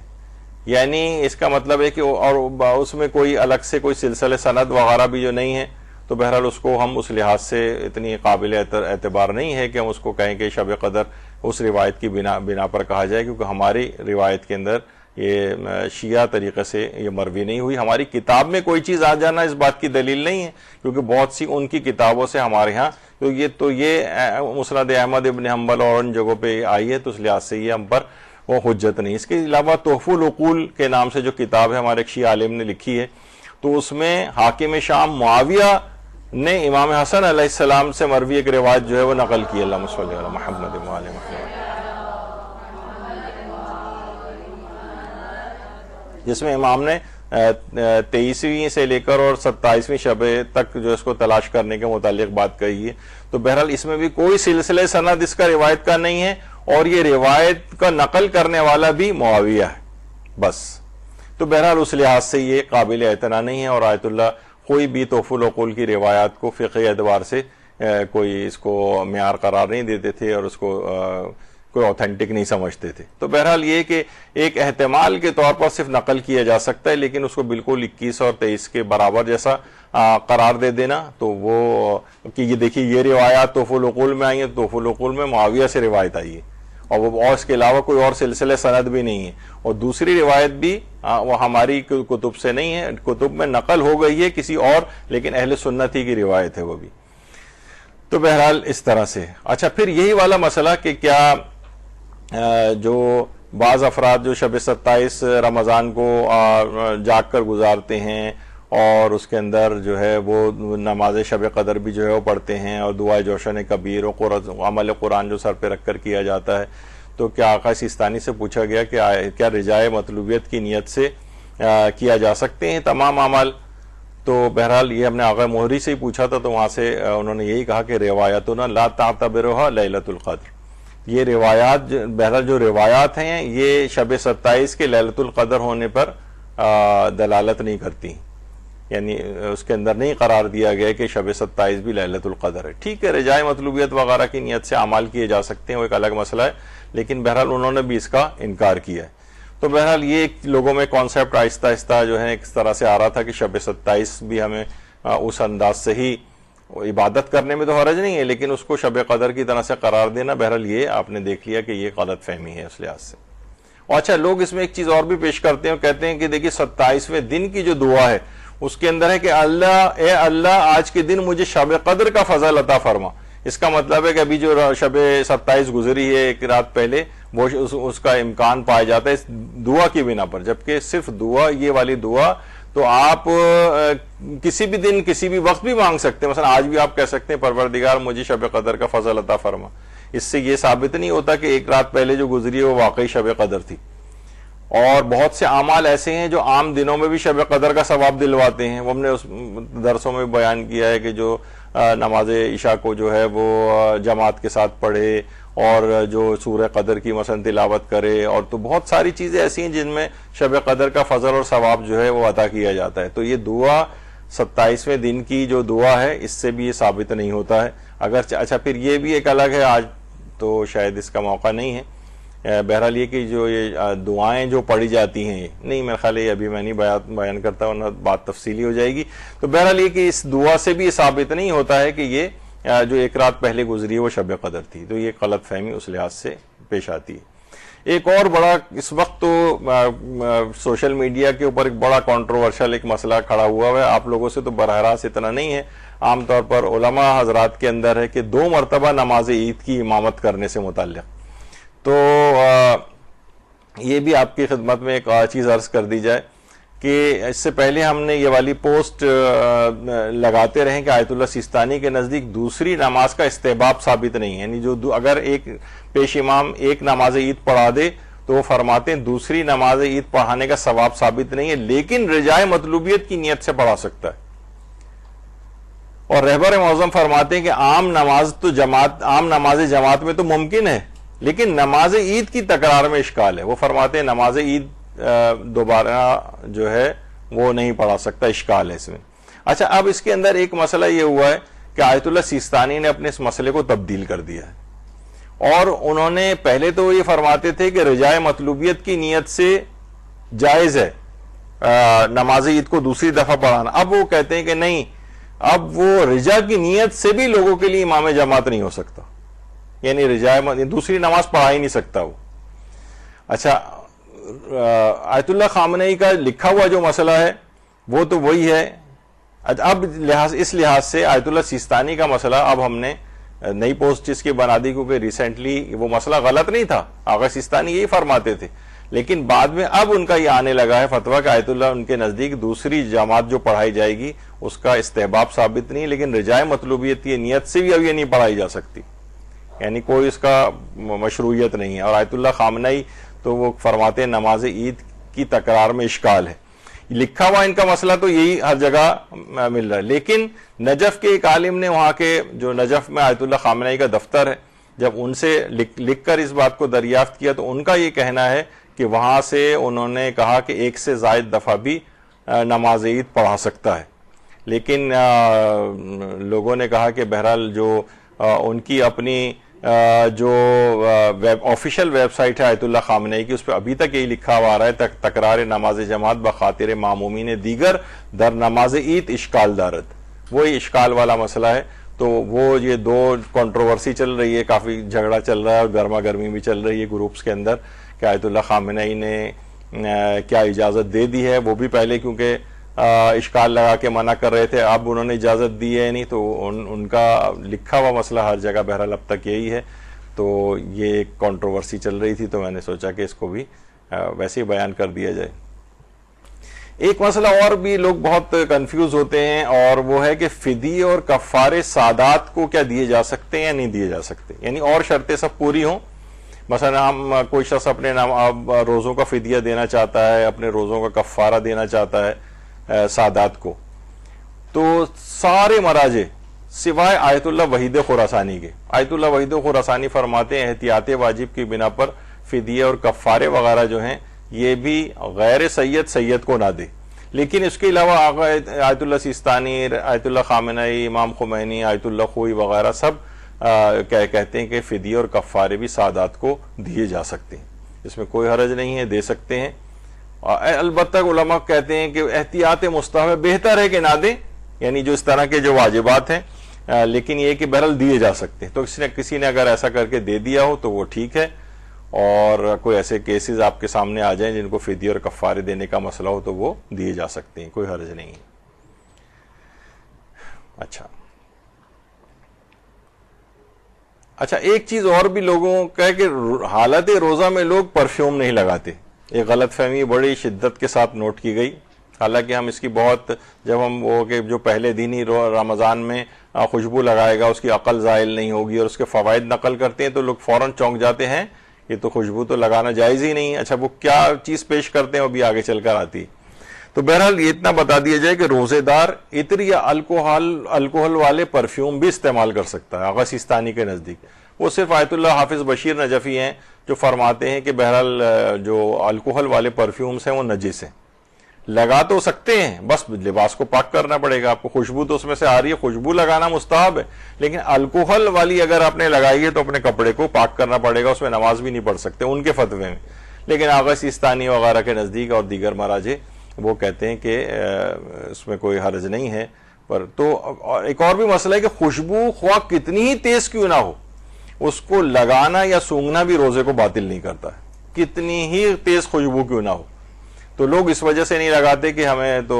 روزے میں تو صحیح نہیں ہے, مکروہ ہے, بلکہ لوگ سمجھتے ہیں اس میں. تو اصل مسئلہ یہ ہے کہ حالت روزہ میں خوشبو سونگھنا جائز ہے, اور آغا سیستانی کے نزدیک حالت روزہ میں عطر و پرفیوم اور پھولوں کی خوشبو بھی سونگھنا جائز ہے. البتہ صرف خوشبودار گھاس یعنی خوشبودار جڑی بوٹیاں سونگھنا یہ مکروہ قرار دیا ہے. یعنی جو مکروہ ہے, دیکھیے الفاظ کی اہمیت ہوتی ہے. جب انہوں نے کہا کہ خوشبودار جڑی بوٹیاں, اب کوئی کہے کہ بھئی جو تو پھولوں اور ان سے ہی تو بنتا ہے, وہ نہیں. پھول سونگھنا الگ چیز ہے, اور ایک اس سے اگر کوئی رس نکل گیا ہے اور اس کا کوئی خوشبو بن گئی ہے تو اس کا حکم جو ہے وہ الگ ہو جاتا ہے. اور پھولوں سے متعلق ہم نے آغا سیستانی کے جو استفتاء سیکشن کے سربراہ ان سے بھی پوچھا ہے کہ کیا پھولوں کا سونگھنا حالت روزہ میں آغا سیستانی سے مکروہ قرار دیتے ہیں, تو انہوں نے جواب دیا نہیں, پھولوں کو نہیں, صرف خوشبودار گھاس یا خوشبودار جڑی بوٹیاں جو ہیں ان کو صرف سونگھنا یہ مکروہ ہے, اور پرفیوم وغیرہ یا عطر وغیرہ کو سونگھنا یہ مکروہ نہیں ہے. اچھا اب ایک غلط فہمی یہ بھی ہے کہ لوگ, اور یہ ایک لحاظ سے وہ ہوتا ہے نا کہ مثلا غریب ہے, وہ پیسے مانگ رہا ہوتا ہے, ہم نے کہا ہم تمہیں کھانا کھلا دیں, تو ناراض ہو کے کہتا ہے کہ اس پیسوں کے چکر میں, آپ کے 10 روپے کے چکر میں 3 دفعہ کھانا کھا چکا ہوں میں جب سے. تو بعض اوقات یہ بھی ہوتا ہے کہ بھئی آپ کہیں کہ بھئی فدیے اور کفارے میں ہمیشہ صرف آٹا ہی خالی, لوگ کہتے ہیں کہ بھئی بس ٹھیک ہے آٹے کی اس کی ضرورت ہوگی, اتنے دن تو آدمی رکھ بھی نہیں سکتا, کیڑے پڑ جائیں گے اس کے اندر, لیکن اس کی اور بھی ضرورت ہوتی ہے آٹے کے علاوہ بھی. تو کیا ہم یہ کر سکتے ہیں کہ فدیے اور کفارے میں آٹے کے علاوہ بھی کچھ اور دے دیں؟ تو اس میں یہ ہے کہ مستحق جو ہوتا ہے اس کو کفاروں یا فدیوں میں آٹے کے علاوہ آپ چاول بھی دے سکتے ہیں, آپ اس کو دالیں بھی دے سکتے ہیں، آپ اس کو چھولے بھی دے سکتے ہیں، بیسن بھی دے سکتے ہیں، گوشت بھی دے سکتے ہیں. یہ صرف یہ نہیں کہ صرف آٹا ہی دیا جائے، تو کوئی بھی اس طرح کی چیز دی جا سکتی ہے. لیکن ایک غلطی اور ہوتی ہے جو لوگ کرتے ہیں، وہ یہ کہ راشن ڈلوا دینا. اب اچھا راشن کے اندر کیا ہوتا ہے؟ اس میں چینی، پتی، تیل، گھی، نمک، مسالے، یہ میل کے طور پہ تو نہیں کھائے جاتے. مثلا چینی آپ نے دے دی، بیٹا چینی کا سے پیٹ بھر رہا ہے اپنا، یہ تو نہیں ہوتا، میل نہیں ہے چینی. اسی طرح پتی، تیل، گھی، نمک، مسالے، یہ ایسے ہی جو ساتھ میں راشن کے طور پر انکلوڈڈ ہوتے ہیں، تو یہ شمار اس کے اندر نہیں کیے جاتے. اس کو کھانے والی چیز ہونی چاہیے جو اکیلا بھی وہ میل کے طور پر کھا سکے. تو چاول انسان کھا سکتا ہے اس طرح سے، چھولے کھا سکتا ہے، بیسن کھا سکتا ہے، پکوڑے بنا کے پیٹ بھر کے کھا سکتا ہے، مثلا اس سے بیسن کی روٹی بنا سکتا ہے. ٹھیک ہے نا، اس طرح کی چیزیں بھی اس میں ہو سکتی ہیں. ضروری نہیں ہے کہ صرف اور صرف آٹا ہی دیا جائے. تو یہ ایک ورائٹی بھی آپ کے سامنے جو ہے وہ رکھ دی جائے. اچھا، فدیے میں کھانا کھلانے کا حکم. دیکھیے کفارے جب آپ دیتے ہیں نا، تو آپ کو دو طرح کی ٹائم ختم ہو گیا ہے، کیونکہ اس کے بعد مولانا محترم نیچے آ گئے ہوں گے. آج میں نے یہ سلسلہ شروع کر دیا تو یہ ذرا تفصیلی تھا. یہ فدیے میں کھانا کھلانے کا حکم، کہ کیا اس کو صرف 3 پاؤ کے قریب وہ دے دیا جائے یا پورا کھانا کھلایا جائے. تو بہت سی چیزیں ایسی ہیں جس میں کھانا کھلایا ہی نہیں جا سکتا، صرف 3 پاؤ ہی دینا پڑے گا، اور بعض اوقات دونوں میں سے اختیار ہوتا ہے. تو یہ تفصیلی مسئلہ ہے، تو لہٰذا میں اس کو یہاں روک دیتا ہوں. انشاءاللہ اگلی جو نشست ہوگی وہ تو لازمی اس سلسلے کی آخری نشست ہی ہوگی. لیکن آپ نے دیکھا کہ بہت ساری چیزیں اس کے اندر غلطیاں ہیں، بہت سی احتیاط واجب میں رجوع کی گنجائشیں آ گئی ہیں. تو وہ آپ لوگوں کے لیے آسانیوں والی چیزیں آئندہ رمضان میں کام آئیں گی آپ کے. تو اس لحاظ سے یہ میں نے سوچا کہ اس کو مکمل آج کر دیا جائے. تو یہاں پر گفتگو روکتے ہیں، انشاءاللہ اگلی کلاس میں اس کو ختم کریں گے. وصلی اللہ علی محمد وآلہ الطیبین الطاہرین. درود بھیجیے.